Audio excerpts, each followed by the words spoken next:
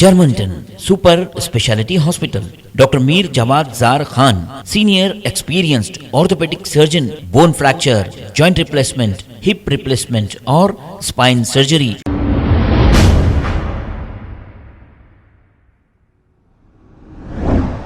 نحمده ونصلي على رسوله الكريم اما بعد اعوذ بالله من الشيطان الرجيم بسم الله الرحمن الرحيم شهر رمضان الذي انزل فيه القرآن هدى للناس وبينات من الهدى والفرقان صدق الله العظيم. محترم ناظرین کرام، السلام علیکم ورحمۃ اللہ وبرکاتہ.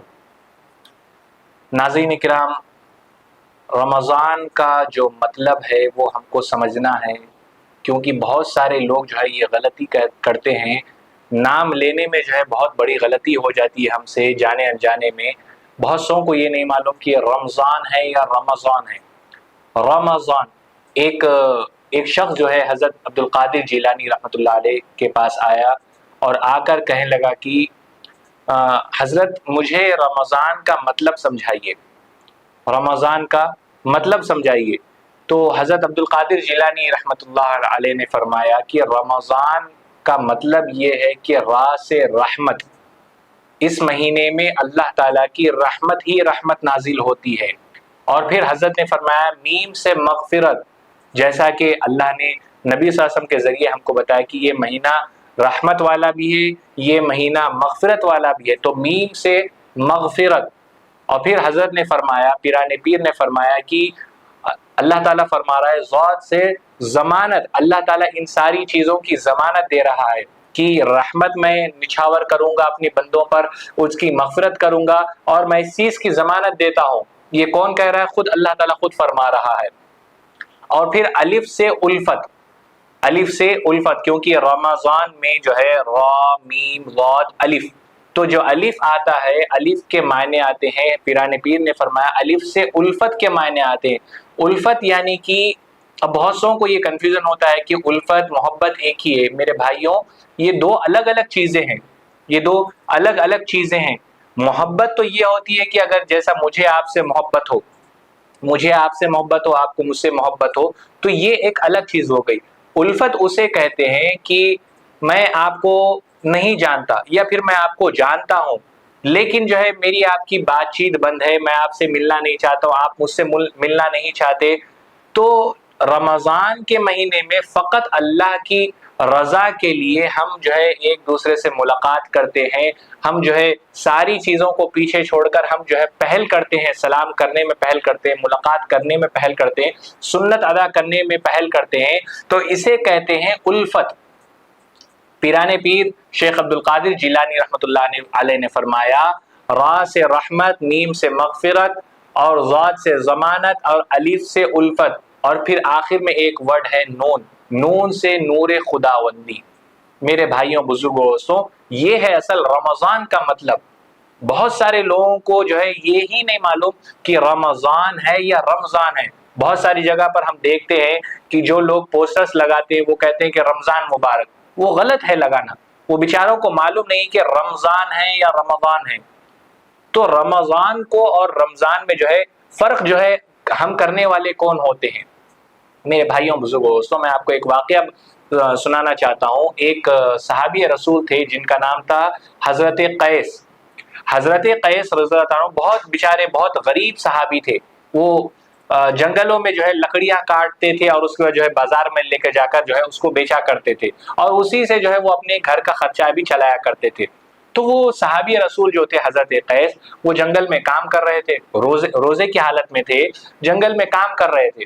اور جنگل میں کام کرنے کے بعد جب وہ تھک ہار کر وہ سارے اپنے لکڑیاں کاٹ کر جب وہ گھر پہنچے، تو گھر پہنچنے کے بعد اپنی بیوی سے کہا کہ افطار کا وقت ہو گیا، آپ نے افطار بنایا؟ تو انہوں نے کہا کہ جی ابھی تک تو میں نے نہیں بنایا، آپ کچھ دیر بیٹھے آرام کریں، میں انشاءاللہ جلد از جلد جو ہے میں افطار بنا کر لاتی ہوں. تو وہ اچھی بات بولے، ٹھیک ہے. اس کے بعد جو ہے وہ بیٹھے، وضو کر کے بیٹھنے کے بعد جو ہے وہ جب افطار کا وقت ہوا تو وہ پانی پیے. پانی پینے کے بعد جو ہے نماز ادا کرنے کے بعد ان کی جو ہے تھوڑی سی نیند لگ گئی، تھوڑی سی ان کی نیند لگ گئی. نیند جب لگ گئی تو اس زمانے میں ایسا ہوتا تھا کہ اگر آپ جو ہے سو گئے، یعنی کہ آپ روزے کی حالت میں ہیں اور روزہ جو ہے افطار کے وقت تک آپ پہنچے اور افطار کرنے کے بعد اگر آپ کی نیند لگ گئی، آپ سو گئے، تو جیسے ہی آپ سوئے فوراً آپ جو ہے دوسرے روزے میں داخل ہو جائیں گے، یعنی کہ اگر پہلا روزہ ہے تو آپ دوسرے روزے میں داخل ہو جائیں گے۔ تو وہ صحابی رسول کے ساتھ ایسے ہی ہوا۔ تو وہ صحابی رسول کے جیسے آنکھ لگی، جب پھر آنکھ کھلی تو دیکھا کہ ارے تو بھائی دوسرا روزہ شروع ہو گیا، تو اب کیا کریں گے؟ روزہ ہے تو روزہ توڑ بھی نہیں سکتے، روزے کو ہم چھوڑ بھی نہیں سکتے نہ توڑ سکتے، تو وہ جو ہے روزے کو کنٹینیو کیے۔ تو کنٹینیو کرنے کے بعد جو ہے ایک روایت میں آتا ہے کہ جب وہ حضرت قیس رضی اللہ عنہ جب ظہر کی نماز ادا کر رہے تھے، تو نماز جب وہ پڑھ رہے تھے تو رکوع کی حالت میں تھے، تو ان کو چکر آ گیا اور وہ گر کر بے ہوش ہو گئے۔ اور ایک روایت میں یہ آتا ہے کہ نماز پڑھنے کے بعد جب آپ اپنے گھر جا رہے تھے تو جو ہے راستے میں چکر آ کے گر گئے اور وہ بے ہوش ہو گئے۔ تو بہرحال جو ہے دونوں روایتوں میں سے کوئی ایک روایت جو ہے صحیح ہو سکتی، مطلب کہ جو بھی روایتیں جو بیان کی گئی ہے اس کے حساب سے چکر ان کو آیا تھا، وہ بے ہوش ہو کر گر گئے تھے۔ تو اس کی خبر حضور اکرم صلی اللہ علیہ وسلم کو کوئی صحابی نے دی کہ یا رسول اللہ کہ ایسا ایسا جو ہے اس شخص کے ساتھ ہوا، وہ فلاں صحابی کے ساتھ ایسا واقعہ ہوا، وہ چکر آ کر گر گئے۔ تو پھر جب ان کو بلایا گیا تو کہنے لگے کہ یا رسول اللہ میں بہت غریب صحابی ہوں، میرے پاس اتنی مال دولت نہیں ہے۔ جب میں سارا واقعہ وہ سنائے اور جب پھر میری آنکھ لگی تو پھر میں میرے دوسرے روزے میں داخل ہو گیا، تو میں روزہ چھوڑ بھی نہیں سکتا تھا اور میں روزہ توڑ بھی نہیں سکتا تھا۔ فوراً اللہ کے نبی صلی اللہ علیہ وسلم نے اللہ کے سامنے ہاتھ اٹھائے اور دعا کی ہے کہ اللہ میری امت بہت کمزور ہے، میری امت پر رحم فرما، میری امت جو ہے 24 گھنٹے کا روزہ برداشت نہیں کر سکتی، میری امت پر رحم فرما۔ یہاں آپ صلی اللہ علیہ وسلم کی آنکھوں سے ابھی آنسو زمین پر نہیں گرے، فوراً اللہ کی طرف سے فیصلہ ہو گیا، فوراً وحی نازل ہو گئی۔ اللہ کے نبی صلی اللہ علیہ وسلم کو یہ خبر دی گئی کہ اللہ نے فیصلہ کر دیا، اور وہی جو ہے نازل ہو گئی، اور اللہ نے خود فرمایا وَكُلُوا وَاشْرَبُوا حَتَّى يَتَبَيَّنَ لَكُمُ الْخَيْطُ الْأَبْيَضُ مِنَ الْخَيْطِ الْأَسْوَدِ مِنَ الْفَجْرِ۔ اللہ نے خود فیصلہ کر دیا کہ میں ایک وقت مقرر کر رہا ہوں، افطار کے بعد سے لے کر سحری کے وقت تک خوب کھاتے رہو، پیتے رہو، اپنی صحت کا خیال رکھو، خوب کھاتے رہو، پیتے رہو، حتی یتبین لکم الخیط الابیض من الخیط الاسود من الفجر، یہ یعنی کہ اس وقت سے پہلے تک اپنا خوب کھاتے رہو، پیتے رہو، اپنی صحت کا خیال رکھو تاکہ جو ہے تم روزوں میں جو ہے کوتاہی نہ کرو۔ اور پھر اللہ نے فرمایا جب افطار کا وقت ہو جائے تو فوراً جو ہے افطار کرو، فوراً افطار کرو، یہ نہیں کہ افطار میں دیر کرو۔ جو افطار میں دیر کرتا ہے یعنی کہ جو روزہ دیر سے کھلتا ہے اس کا روزہ مکروہ ہونے کا اندیشہ ہے، مکروہ ہونے کا اندیشہ ہے۔ اللہ نے جب خود قرآن میں سورہ بقرہ پارہ نمبر 2 میں اللہ نے فرما دیا کہ روزہ جو ہے جلدی کھولا کرو، جیسا وقت ہو جائے فوراً روزہ کھول لیا کرو، اور سحری جو ہے اللہ نے خود فرمایا آخری وقت تک سحری کرو۔ یہ میں اپنے گھر کی یا اپنے خاندان کی یا رشتہ داروں کی دوست احباب کی بات نہیں بتا رہا ہوں، یہ میں وہ بات بتا رہا ہوں جو اللہ نے قرآن کے ذریعے سے، نبی صلی اللہ علیہ وسلم کے ذریعے سے ہم گنہگاروں تک اللہ نے یہ بات پہنچائی، میں وہ بات آپ کو بتا رہا ہوں۔ اگر آپ کو یقین نہ آئے میری باتوں پر تو جائیے سورہ بقرہ کھولیے، پارہ نمبر 2 کھولیے، جو شہر رمضان الذی انزل فیہ القرآن جو صفحہ ہے اس کی آخری آیت میں جب آپ پہنچیں گے وَكُلُوا وَاشْرَبُوا حَتَّى يَتَبَيَّنَ۔ میرے بھائیوں، بزرگوں اور دوستوں، آج ہم جو ہے لوگوں کا مذاق اڑاتے ہیں، روزہ داروں کا مذاق اڑاتے ہیں، کہتے ہیں کہ بہت جلدی افطار کھول لیے اور کہتے ہیں کہ آخری وقت تک فجر تک اب کیا کھاتے بیٹھتے۔ میرے بھائیوں، ہم بہت بڑی غلطی کر رہے ہیں، اس طریقے کے الفاظ جو ہے مذاق میں بھی اپنی زبان سے نکال کر ہم بہت بڑی غلطی کر رہے ہیں۔ ہم اللہ کے فرمان کا نعوذ باللہ من ذالک ہم مذاق اڑا رہے ہیں۔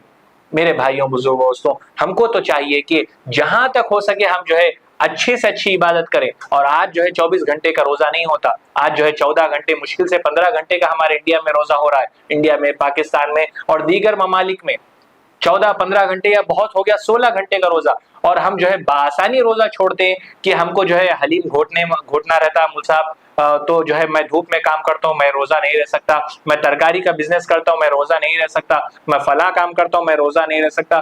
وہ آپ جو کام کر رہے ہیں وہ اپنی ذات کے لیے آپ کام کر رہے ہیں، وہ اپنی ذات کو خوش کرنے کے لیے آپ وہ کام کر رہے ہیں، لیکن روزہ ہم اللہ کی رضا کے لیے رہتے ہیں۔ روزہ کسی حالت میں ہم جو ہے چھوڑ نہیں سکتے۔ ہاں، اگر بیمار ہیں، وہ کچھ ہیں تو اس کے مسائل اور ہیں، اس کے مسئلے مسائل اور ہیں، وہ آپ مفتیان کرام سے جو ہے آپ ان سے بیٹھ کر بات کریے، تفصیل پوچھیے تو وہ آپ کو تفصیل بتائیں گے۔ بلا عذر آپ جو ہے ایک روزہ بھی نہیں چھوڑ سکتے۔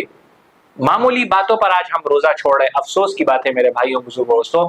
چھوٹی چھوٹی بات پر کچھ ہمارے بھائی بہنوں کو، جو ہمارے بھائیوں کو، کچھ اہل ایسے لوگ ہیں جن کو جو ہے کاجو بادام چبانے کی عادت ہے، وہ معمولی سی باتوں پر جو ہے روزہ چھوڑ رہے ہیں اور بہانہ یہ بنا رہے ہیں کہ ہم جو ہے بیکری میں ہم کو کام کرنا پڑ رہا ہے، ہم کو جو ہے پیزا برگر بنانا رہتا ہے، ہم کو جو ہے مصروفیات اتنی رہتی ہے کہ ہم جو ہے روزہ نہیں رہ سکتے، ہمارا کام جو ہے چولہے کے سامنے کھڑے ہو کر جو ہے سینڈوچ بنانا رہتا ہے، چکن کو تلنا ہوتا ہے، تو ہم روزہ نہیں رہ سکتے۔ معمولی باتوں پر میرے بھائیوں بزرگوں دوستوں، کیا ہم اللہ کو منہ دکھائیں گے؟